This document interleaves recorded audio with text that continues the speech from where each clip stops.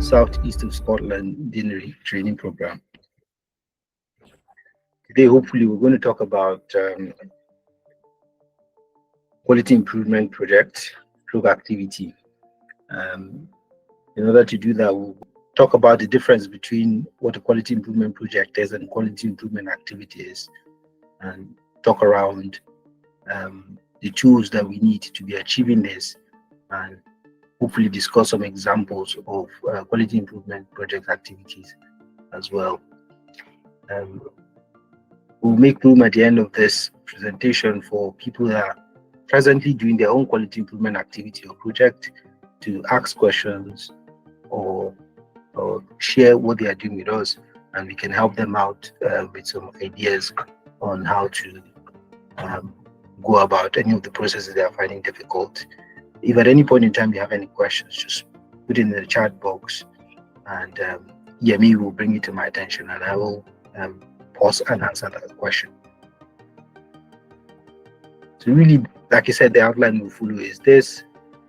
For us GP trainees, we do know that we are required to do a quality improvement project, which is a QIP, one quality improvement project in the 3 years or 4 years of our training. And that usually happens when we're in primary care. And for most people as well, that will happen when they're in their ST1, their GP ST1 year. So when you do a primary care posting, you'll be expected to do a quality improvement project at that point. We'll talk about what this quality improvement project is. For quality improvement activities, so the difference really is scale. It is essentially the same thing, but a scale. For most trainers, they will accept you doing not so big project for your quality improvement activity, but they expect something bigger. When I say something bigger, I mean something that requires a bit more effort. The quality improvement activity, you find that for example, is something that you might be able to complete within a week or even within a couple of days of just being focused and dedicated. You will do it a couple of days. But for quality improvement project, they want to see you use some of the tools we'll be talking about in this talk.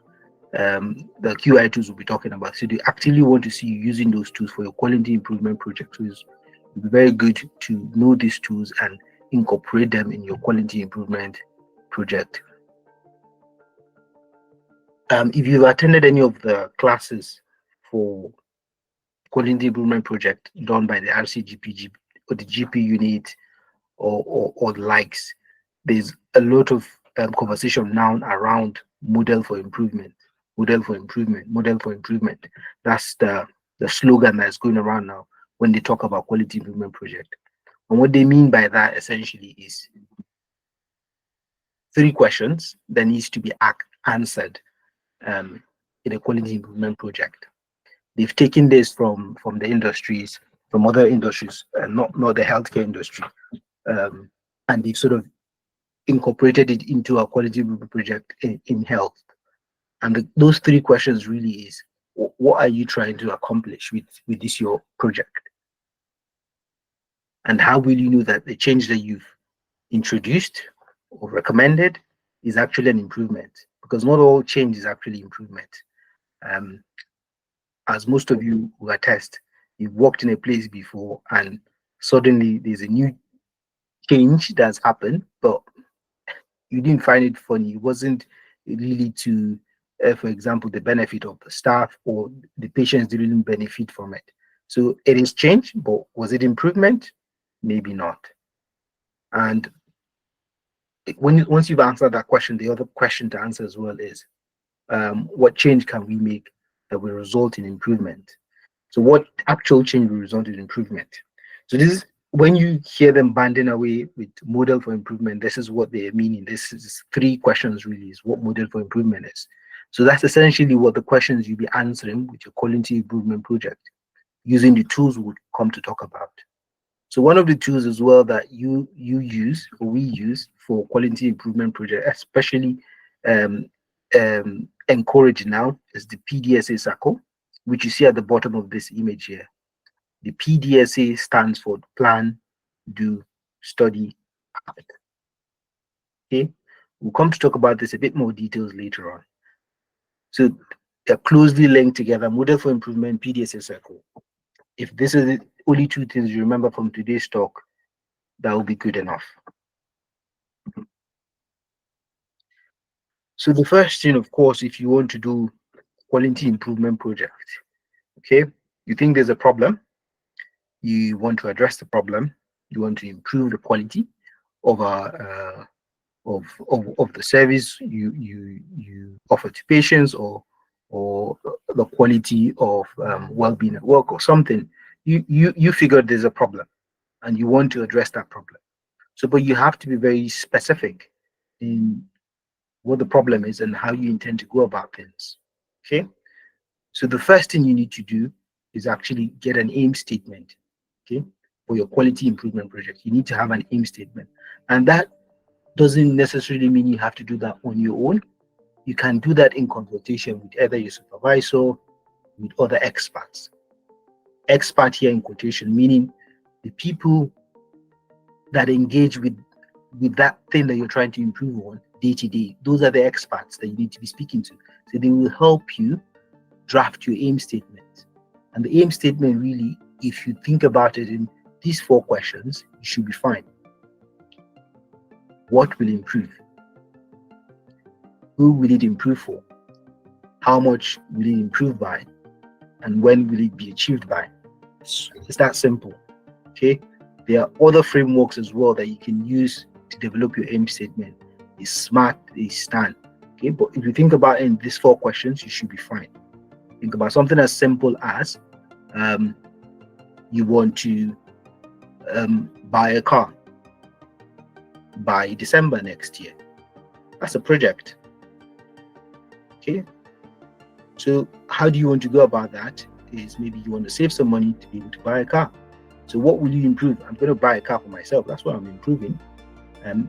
Who will it improve it for? For myself. How much will it improve by? As, for example, think of, I'm going to be saving 200 quid every month for the next couple of months so that I can buy a car next year. So that's how much. So I expect to have saved roughly, if I'm going December to December, that's 12 months, I expect to have saved 2,400 quid by then. Then when will it be achieved? December next year. So that's practically how those 4 questions, how that aids you.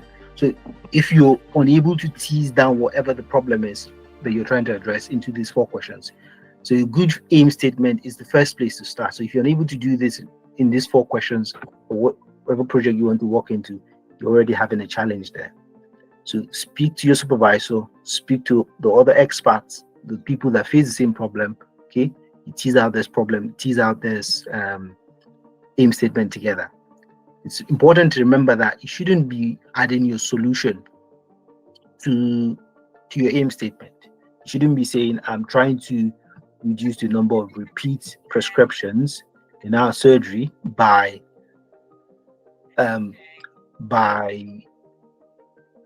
canceling the portal where patients other request prescriptions and asking them to come in physically to actually put in a repeat prescription.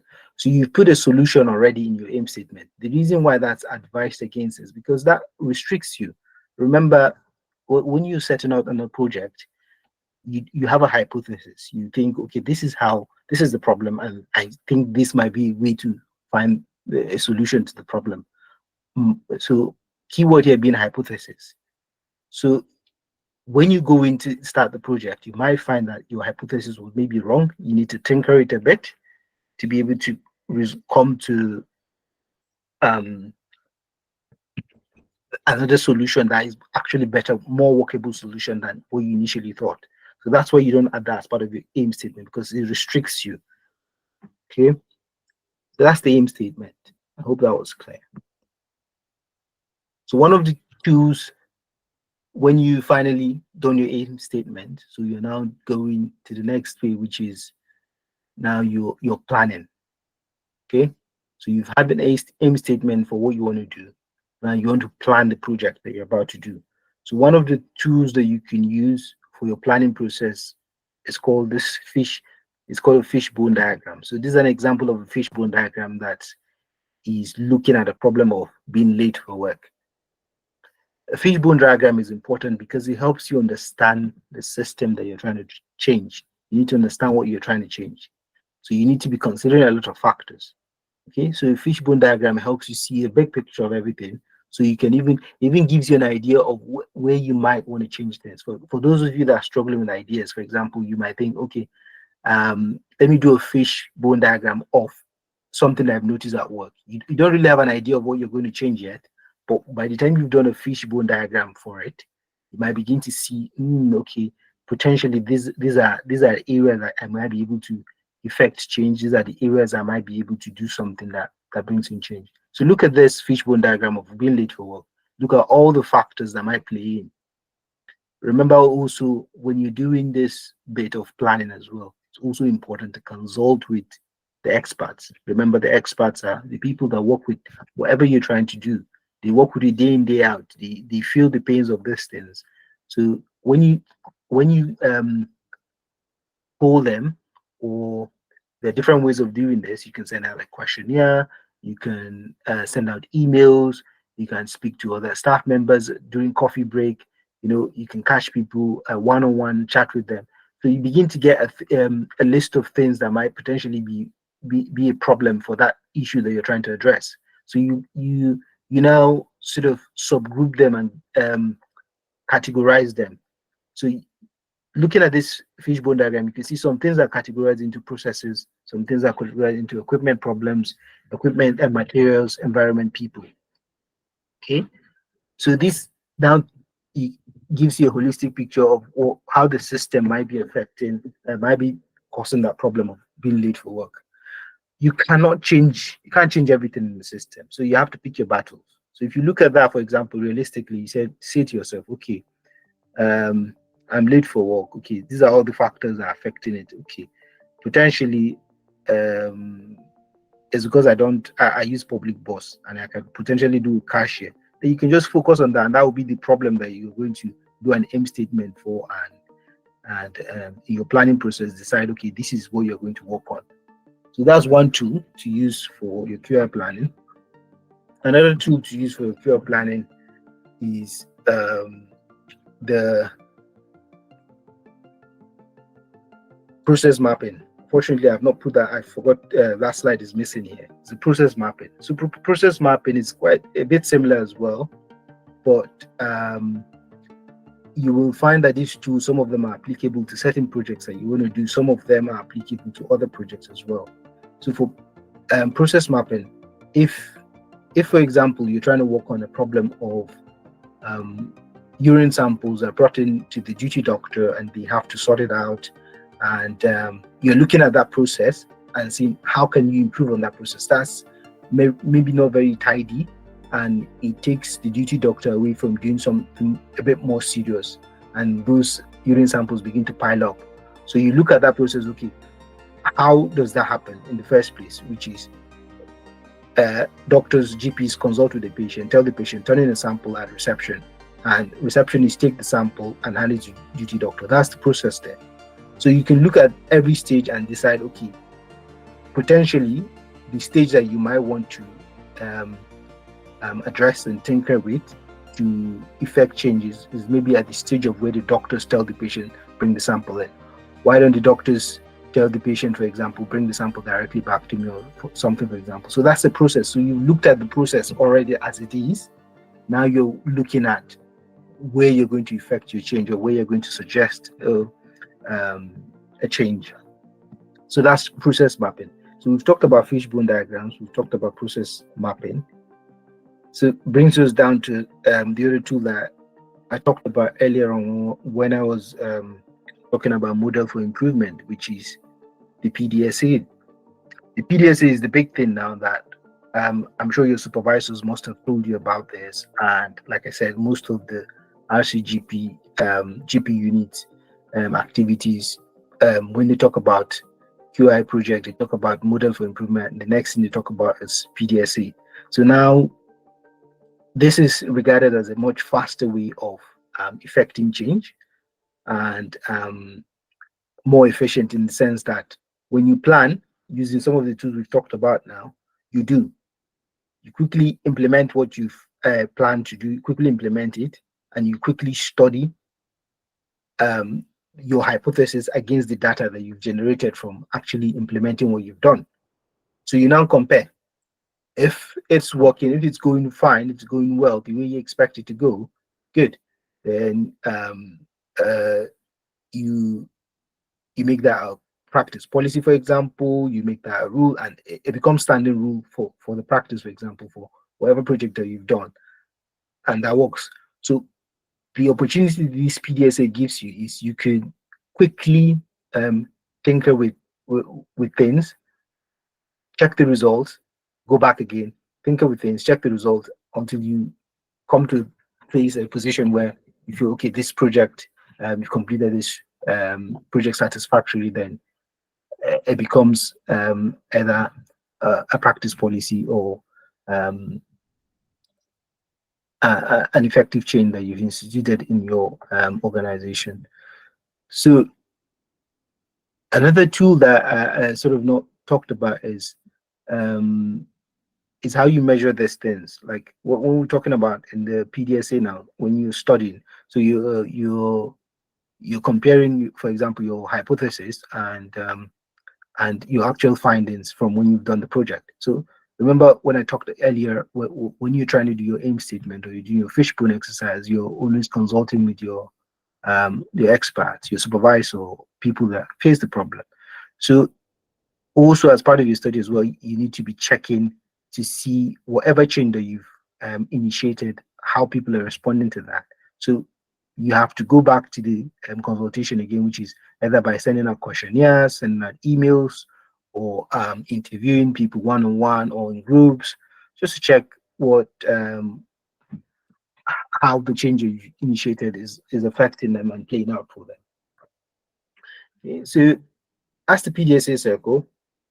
And I think the other thing to mention is, I think a lot of people struggle with as well, is ideas. And I spoke to about that earlier on, about how sometimes you're not sure about an idea of what you want to do as a quality improvement project, but looking at a common problem maybe in the practice and doing either a process mapping for it or fishbone diagram for it can make you begin to see potential areas where you could effect change and how to go about effecting that change. So I think at this point I'll talk about some example of personal projects that I've worked on in the last few years myself. I am a big fan of well-being projects since after COVID, and the reason for that is, as you are all aware, staff morale is very low, and it feels like sometimes maybe you're doing a hospital job and you become a ward monkey, essentially, that all they're interested in is just getting you to work and work and work. I felt it necessary that if I'm going to be spending my time doing a quality improvement activity or project, I will focus on something that will help improve the well-being of myself and my colleagues, because staff morale hasn't been the greatest in the past couple of years since after COVID. So one of such projects I worked in last time was the induction process for international medical graduates in a sort of district hospital, which are not very accustomed to getting international medical graduates. So their processes were, there wasn't any specific processes outlined for international medical graduates. So this was something that personally I've experienced, because I worked there and I said, okay, no, I know firsthand that there was nothing really specific geared towards international medical graduates, and I felt that was not ideal, because there are certain challenges, especially working in a district hospital. It's not a big city hospital, for example, that could potentially pose for international medical graduates. So these things have to be looked at and addressed. So this was my hypothesis, right? So spoke to other people who shared the same feelings, spoke to the people in medical education in the hospital as well, who agreed, okay, this is something worthwhile. Then then the so you could see that this was we're beginning to have um, a planning, sort of a planning phase here, where first we have a broad idea, which is well-being, which is too broad. Okay. Then we went down to a bit more specific. Okay. Went down to, okay, the induction process. We're trying to improve the induction process. Okay. So that's another thing to be quite observant about. When you start, you might start out a very being broad. Your idea is very broad. Then you have to narrow it down. Okay. The idea started as well-being, then it went down to, okay, induction process. And the induction process happens every year. So we had a timeline. Okay, before the next induction process for the next group of people, these are some of the things we aim to achieve. Okay, streamline the induction process such that people have um, a better experience. And how do you know? How do you calculate people's experience? So you send out a questionnaire in the first instance, check in with them. How did you feel about your last induction process? What parts were good? What parts did you find difficult? Things like that. Getting a sense of where they are now, suggesting certain things and putting them in action, then checking with people again to see, okay, if we decide to do this, how will that have affected, how will you perceive that? And you can see that people responding positively to that was one way. Then subsequently implementing some part of the induction process, such as providing people with um, an IMG body, um, the creating sort of like an IMG pack, which will include information for accommodation, include information for local stores, a level of useful information, driving instructors and things like that. He's sending that all that out and getting feedback from people as well to say, okay, how do you feel about that? So you can see that it was going through that PDSA circle. Then eventually that becomes like a standard for all international medical graduates coming to the hospital. It now becomes like, okay, get a pack. There's a process already streamlined. You get a pack, you get an international medical body, IMG body, um, sort of attached to you, and like somebody follows you up after a certain number of weeks to see how you've been settling in and all of that. So everything was structured. So that's one example. Another example for me, for quality improvement project while I was in primary care, was looking at the processes of um, recall. So patients were having they were having the challenge. Oh, this this word now. I got the sense when I got to the practice. I could some of the GP partners were sort of always complaining around things around how patients requesting repeat medications that needs review. So there wasn't a streamlined way of how that was done. Some of the GPs will put a note in the prescription saying the patient needs to come in for review. Some will say, um, will maybe try contacting the patient through the admin staff. Some will refuse to give the medication and ask them to come in for a review first. There were different ways people were doing it. And we wanted to streamline that process. So I got the sense of that problem from speaking to my supervisor and other people in practice, that this was something that was niggling at them essentially. My supervisor, most especially, was quite passionate about that one. So, so we looked at that. So as part of the planning process, we send out sort of queries to all the GPs. Okay, what do you think about this? What do you do as your process at the moment? What do you think if we did it this way? How would that turn out? What would be your suggestion as to what's the best way to go about it? Okay, so what all of this was going on, some of the, for example, if you're not doing questionnaires, if you're not doing things that you can um, um, sort of measure like that, one helpful tip will be to keep a Word document where you are writing chronologically everything that you're doing and what the outcome of it was. So that Word document as well will serve as part of your quality improvement project document. So that's another example of working on a problem in primary care. So for quality improvement activity recently as well, I was involved with um, I think something around trying to get um, a pet. This what do you call them? They are therapy dogs. So bringing them into the hospital and getting people to come in and have during their coffee time and just chat and play with the dogs and just relieve stress, things like that. So I'm very passionate about um, um, well-being and things that will improve general staff well-being and things like that. So those are some of the examples of things I've worked on. I'll be happy to hear what you guys are working on and how what challenges you're getting and how we can help with that.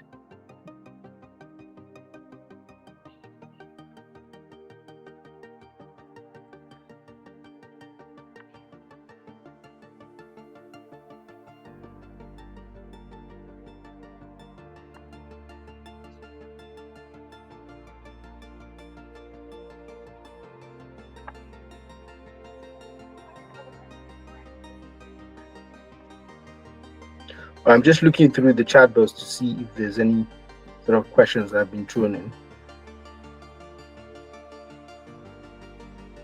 All right. So I think we'll open the floor now.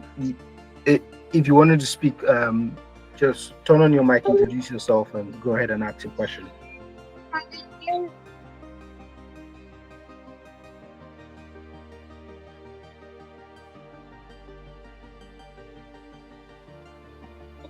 Hello. So someone has asked in the chat group about the difference between audit and QIA difference. So for the purposes of us GP trainees and what we're doing, there's no difference. An audit is an avenue for you to possibly improve the quality of care for your patients or quality of the services that you are offering, whatever. So, but terminology audit really is just looking at what the standard is and what people are doing and seeing how you either you're falling short, and you can come up with ideas of how you guys can meet up with the standard. So if an audit doesn't go on to, if an audit stops at, okay, this is what the standard is, this is what we are doing, and it stops like that, it wouldn't fulfill it wouldn't complete that circle. It wouldn't be a complete quality improvement activity. But if it goes on to say, this is the problem, this is the standard, this is what we are doing, and this is what we should be doing so that we can meet up with the standard, that's a quality improvement activity. So that's fine.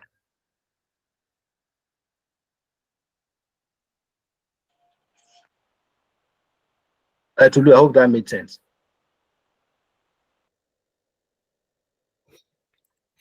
Can I ask a question, please? Yeah, go ahead, Tofik. Okay, good evening. I'm Taufika. Thank you for the presentation.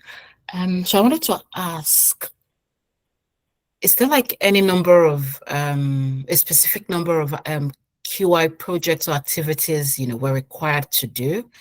And then how do you know which to do, whether an activity or a project? Will that be dependent on the posting you're at? And at what time frame does one have to complete them? Thank you. Yeah, thank you very much for the question, Tafika. Good questions. For quality improvement project, you're required to do just one for the whole of your training, and that usually will happen in your primary care posting, usually in your first year of training. Okay, quality improvement project. For quality improvement activity, you're expected to do at least one for every year of your training. So in your ST1, when you're doing quality improvement project, you don't need to do a quality improvement activity. But for ST2 and ST3, where you're not doing any quality improvement project, you're expected to do at least one quality improvement activity in each year. For activity, usually for quality improvement activity, usually when you're in hospital rotation, people will do stuff that that are very similar to kind of like audit, but with an action plan for sort of for change. is what people will do in hospital rotation.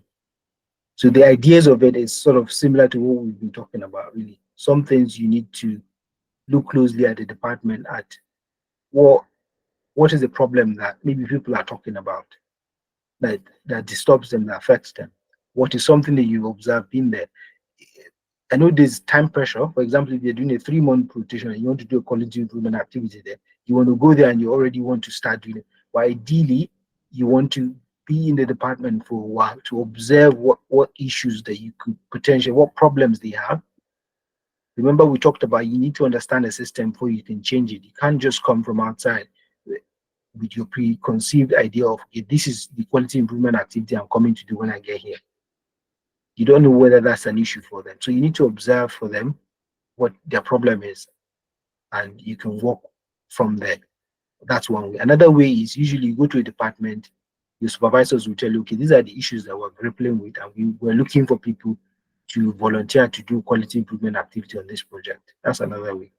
The third way is speak to your colleagues in that pass through maybe that hospital, for example, and you can tell, okay, these are some areas that we've noticed that people have been trying to work on before, but nobody succeeded in doing something about it. Then that's another way to come up with ideas.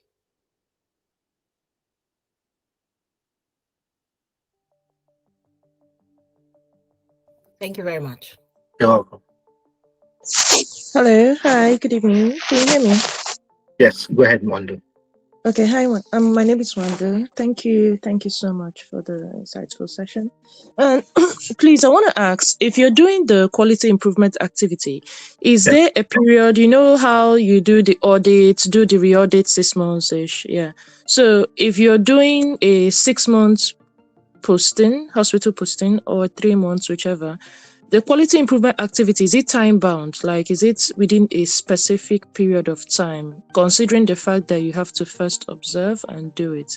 Is there a stretch of time that you should be able to achieve this quality improvement activity? And I'm still a bit confused about the project and activity. What exactly is the difference? All right. Thank you. All right. I'll answer the first question. The second question first. We talked about how the difference between activity and project is, I think, is just semantics. It's the same thing. The only difference that I have from in experience that I have noticed is when you're doing a quality improvement project, you have to be actively demonstrating all those use of those tools that we talked about, especially the PDSA circle. You have to actively be demonstrating the use of QI tools for your quality improvement project. But for quality improvement activity, I think my supervisor, for example, is a bit more relaxed about it. If you use one tool or not tool at all, but you still demonstrate the problem you try to address, and this is the way you try to address it, then usually they are happy with that as a quality improvement activity. So it's just all semantics. It's the same thing. So you can decide to go the same standard for a quality improvement activity and the same standard for a quality improvement project, which is use quality improvement tools that we talked about, and that's fine. It's semantics. So the question around the time frame, if you're in hospital rotation as 3 months, realistically, whatever you're working on, you need to be completing it, except it's a project that you can carry on along with. But if it's something that you need to be, it involves patients in that hospital that you're working, you're taking data, you need to look for a project that is time bound for that, for that rotation.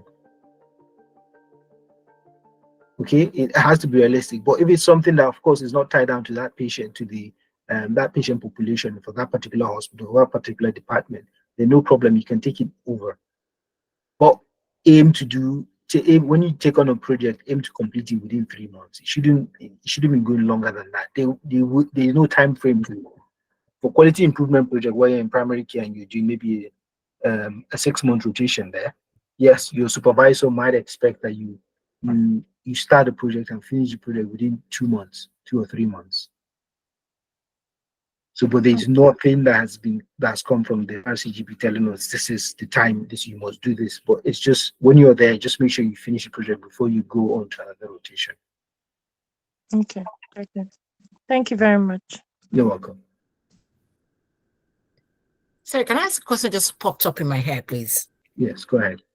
So if someone, I mean, from this process now, it obviously means that there are lots of QI projects or activities that trainees, are constantly engaged in. Yes. In any particular hospital. So there are probably, hundreds of them. So yes, would it be wise for another way of identifying, a suitable project, that when you get there, identify what projects or activities might have been done by previous trainees, see where where it tailed off or ended, and see if it's something you think you could build upon to finish it off, something like that.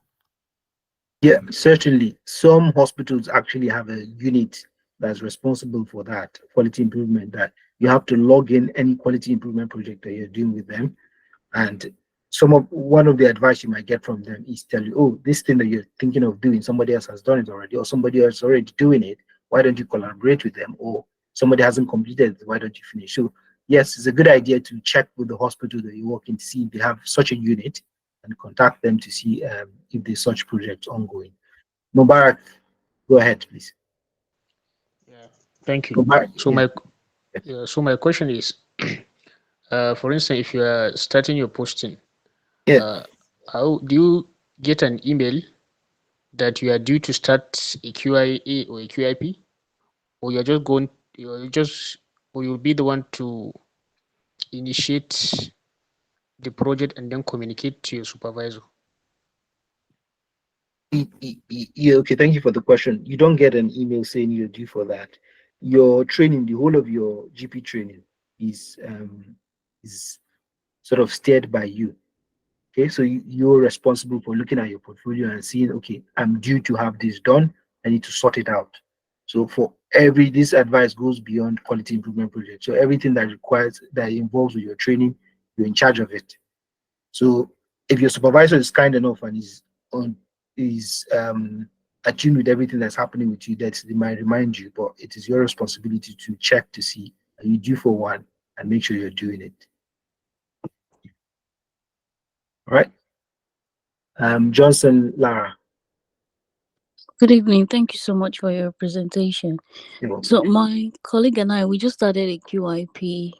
We printed a questionnaire, just trying to improve patients' awareness of physiotherapy services in the practice, and informing them that they could, trying to see if they know that they could self-refer, because a lot of them complain that they try to call the receptionist, but they don't get through to the receptionist for throughout the day. Yes. So now with everything that you've explained, I'm just thinking, if this QIP actually would tick all the boxes, because there's a part in the portfolio that says to describe how you measure change. Yes. So we are not planning on redistributing the questionnaire after a while. So I'm not so certain that this QIP is going to tick all the boxes that are required in the assessment. Okay, can I just check, why are you not planning to put another questionnaire to them?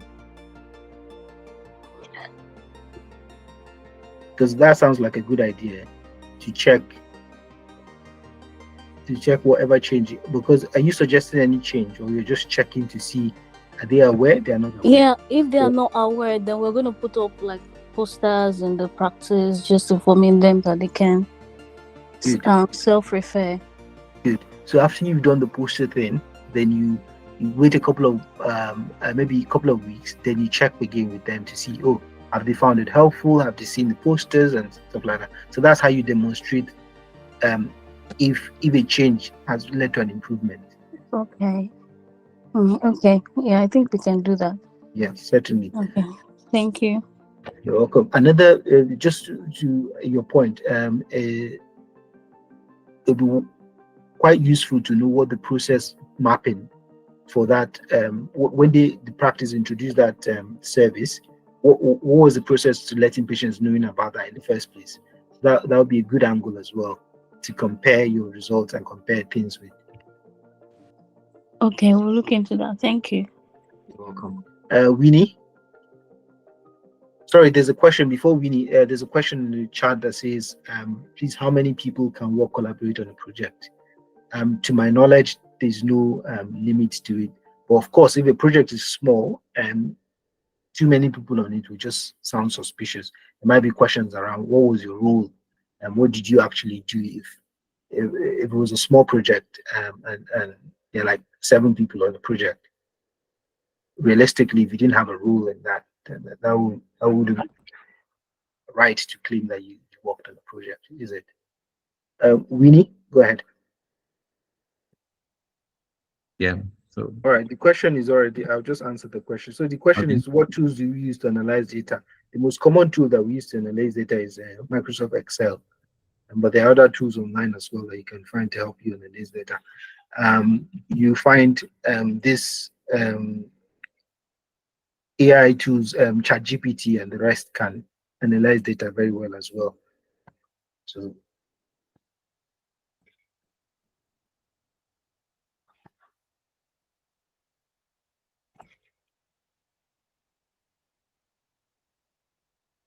all right, thank you very much, guys. If there's no any other question, then we'll just end the session with Yemi having a chat with you. If you have further questions around quality improvement activity, quality improvement project, just share your questions in the group. Myself or Lekon or anyone else will be happy to help out.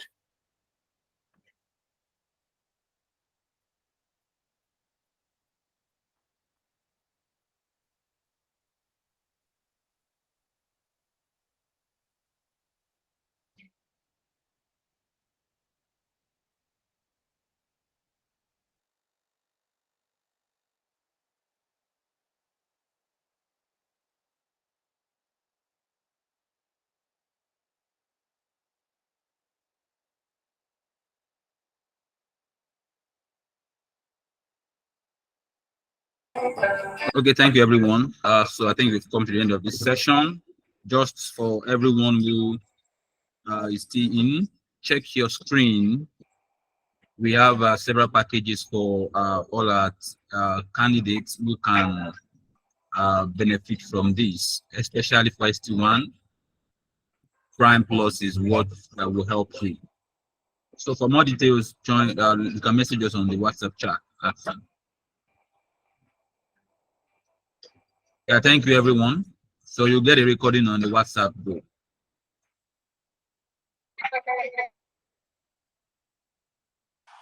Thank you. Bye.